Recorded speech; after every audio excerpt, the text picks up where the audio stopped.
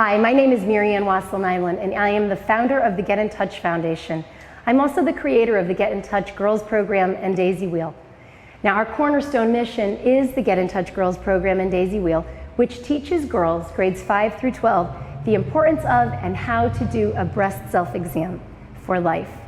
Now, we encourage girls to get in touch with their bodies, understanding and recognizing all of the wonderful changes that their bodies will go through throughout their lives.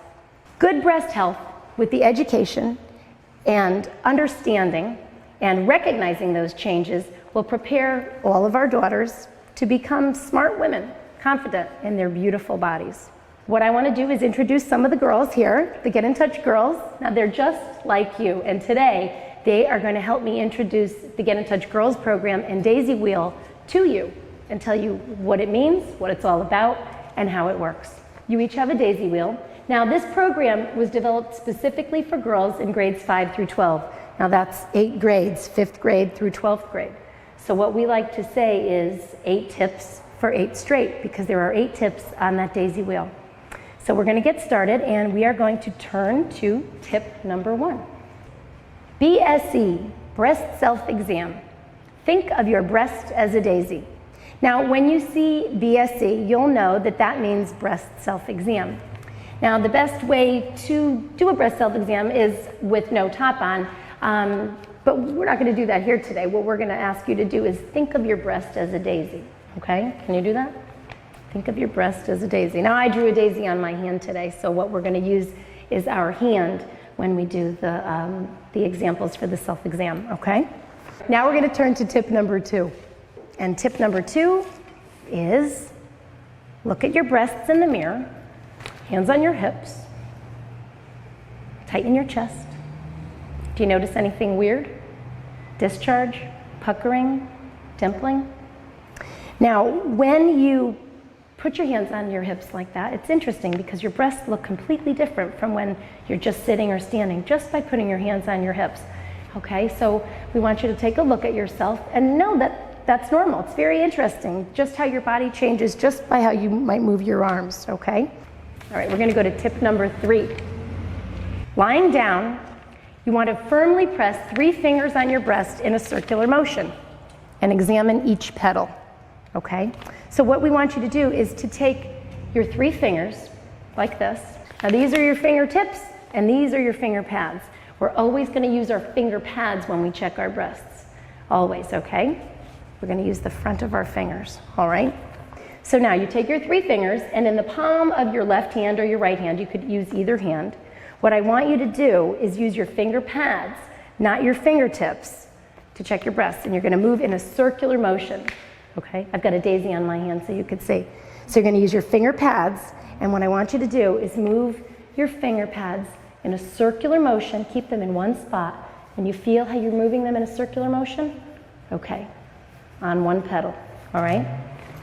Now, what we're going to do is apply 3 different levels of pressure, and that is tip number 4. You're going to apply 3 different levels of pressure when you're checking your breasts, all in a circular motion. And you're going to use a light, medium, and firm pressure with your finger pads to check your breast tissue, okay? So now when I say circular motion, you're going to take these 3 fingers, put them on one of the pedals that you're imagining in your hand, which is really your breast. And you're going to go in a circular motion. You're not going to lift your fingers. You're just going to keep them in one spot and go in a circular motion, okay? You feel that? And then go to the next pedal and go in a circular motion. Now, light pressure is just above surface pressure. Medium pressure, just a little firmer, and firm is exactly that, firm. But keep in mind that firm should never be uncomfortable or hurt. Nothing should ever hurt you when you're examining your breasts and doing this, okay? All right, so let's go to tip number 5, which says use each pressure level, light, medium, and firm, on each pedal before moving to the next. So what that means is when you're going to use this light pressure on this pedal and then light pressure on this pedal, you're going to go all the way around and check your whole breast using light pressure. Then when you finish, then you'll use medium pressure, You're going to finish using all the medium pressure before you check your breast using firm pressure. So you go light all around, medium all around, and firm all around. Now, Number 6, let's go right to number 6.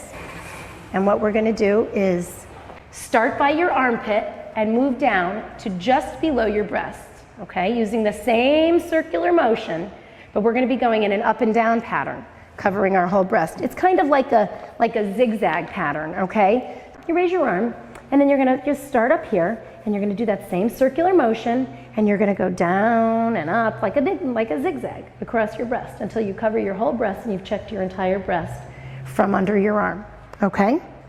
And when you finish with one arm, and under one arm and one breast, you're gonna go and move and begin under the other arm and check the other breast, okay? Great, now let's do tip number 7.